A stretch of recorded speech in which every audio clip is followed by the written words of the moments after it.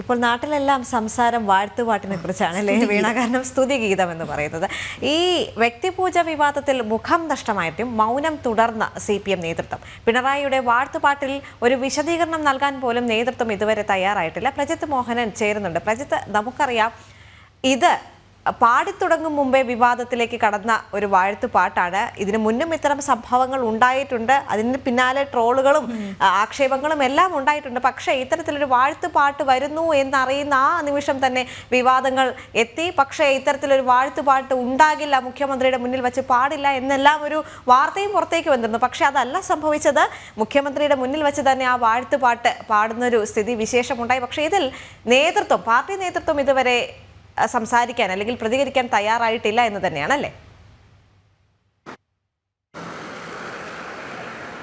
പടയുടെ നടുവിൽ പടനായകനായി പിണറായി വിജയനെ ഇരുത്തിക്കൊണ്ട് തന്നെയാണ് കഴിഞ്ഞ ദിവസം സെൻട്രൽ സ്റ്റേഡിയത്തിൽ ആ വാഴ്ത്തുപാട്ട് ആലപിച്ചത്. സെക്രട്ടേറിയറ്റ് എംപ്ലോയീസ് അസോസിയേഷനിലെ സ്ത്രീകളും പുരുഷന്മാരും അടങ്ങുന്ന 100ഓളം വരുന്നൊരു സംഘമാണ് മുഖ്യമന്ത്രിയുടെ മുന്നിലിരുത്തിക്കൊണ്ട് മുഖ്യമന്ത്രി യോഗത്തിലേക്ക് വരുന്നതിന് മുൻപ് തന്നെ ഗാനാലാപനം ആരംഭിച്ചിരുന്നു.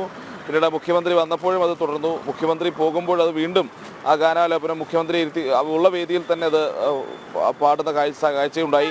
മുഖ്യമന്ത്രി ഏറെ നേരം ശ്രദ്ധയോടെ ആ ഗാനം കേട്ടിരിക്കുന്ന കാഴ്ചയും നമ്മൾ കണ്ടതാണ്. എന്തായാലും ഇതിലൊന്നും പക്ഷേ CPMൻ്റെ ഒരു പാർട്ടി ലൈനുമായി ബന്ധപ്പെട്ടിട്ടുള്ള നടപടികളോ അല്ലെങ്കിൽ ആ ഒരു രീതിയോ മുഖ്യമന്ത്രി പിന്തുടരുന്നില്ല, അല്ലെങ്കിൽ മുഖ്യമന്ത്രിക്കൊപ്പമുള്ളവർ പിന്തുടരുന്നില്ല എന്നുള്ളതാണ് പ്രധാനപ്പെട്ട ഒരു വിമർശനം എന്ന് പറയുന്നത്.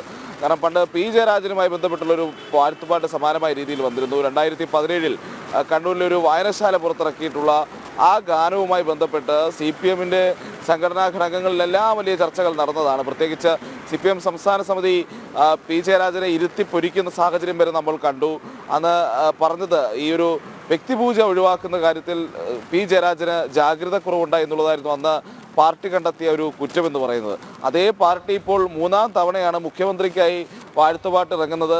ആദ്യം അത് കാരണഭൂതൻ തിരുവാതിരയായിരുന്നു, പിന്നീട് അത് പിണറായി വിജയൻ നാടിൻ്റെ അജയൻ എന്നുള്ള പാട്ടായിരുന്നു. അതിനുശേഷം ഇപ്പോഴിതാ ഈ പറയുന്ന പടയുടെ നടുവിൽ പടനായകനായി ചെങ്കനലായി നിൽക്കുന്ന പിണറായി എന്നൊക്കെ പറയുന്ന പുതിയ സംഘഗാനവും എത്തിയിരിക്കുന്നു.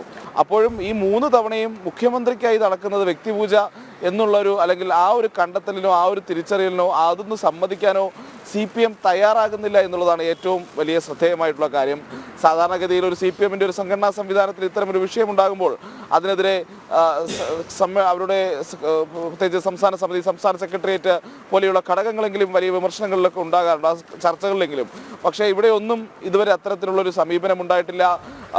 CPM സംസ്ഥാന സെക്രട്ടറിയൊക്കെ ആണെങ്കിൽ ആകെ മൗനം പാലിച്ച് നടക്കുന്നു എന്നുള്ളതാണ് ഈ ഘട്ടത്തിൽ പറയേണ്ടത്. എന്തായാലും ഈ പരിപാടി നടക്കുന്നതിന് ഒരു ദിവസം മുൻപ് തന്നെ ഈ വിഷയം വലിയ വിവാദമായിരുന്നു. അന്ന് മുഖ്യമന്ത്രിയുടെ വാർത്താ സമ്മേളനം വരുന്നു. വാർത്താ സമ്മേളനത്തിൽ മുഖ്യമന്ത്രി പറഞ്ഞത് വ്യക്തിപൂജയ്ക്ക് നിന്ന് കൊടുക്കുന്നവരല്ല ഞങ്ങൾ എന്നുള്ളതാണ്. അതേ മുഖ്യമന്ത്രി തന്നെ തൊട്ടടുത്ത ദിവസം വളരെ ആസ്വദിച്ച് അദ്ദേഹത്തെ പുകഴ്ത്തുന്ന ഗാനമൊക്കെ കേട്ടിരുന്നു. ആ ഗാനം കേട്ടിരുന്നു എന്ന് മാത്രമല്ല, ആ ഗാനം അവസാനിച്ചതിന് ശേഷം നടന്ന പ്രസംഗത്തിൽ മുഖ്യമന്ത്രി ഈ പറയുന്ന സെക്രട്ടേറിയറ്റ് എംപ്ലോയീസ് അസോസിയേഷൻ്റെ പ്രവർത്തനങ്ങളെയൊക്കെ ഒട്ടനവധി തവണ ഈ രീതിയിൽ തിരിച്ചു പുകഴ്ത്തുന്ന കാഴ്ചയും നമ്മൾ കണ്ടിട്ടുണ്ട്. അപ്പോഴും ചർച്ചയാക്കുന്നത് CPMൻ്റെ ഒരു പൊതുരാഷ്ട്രീയ നയവും പാർട്ടി ലൈനുമൊന്നും മുഖ്യമന്ത്രി പിണറായി വിജയന് മാത്രം ബാധകമല്ലേ എന്നുള്ള ചോദ്യമാണ്.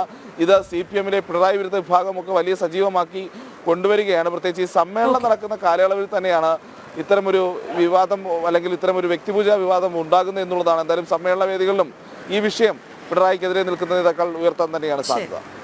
ശരി.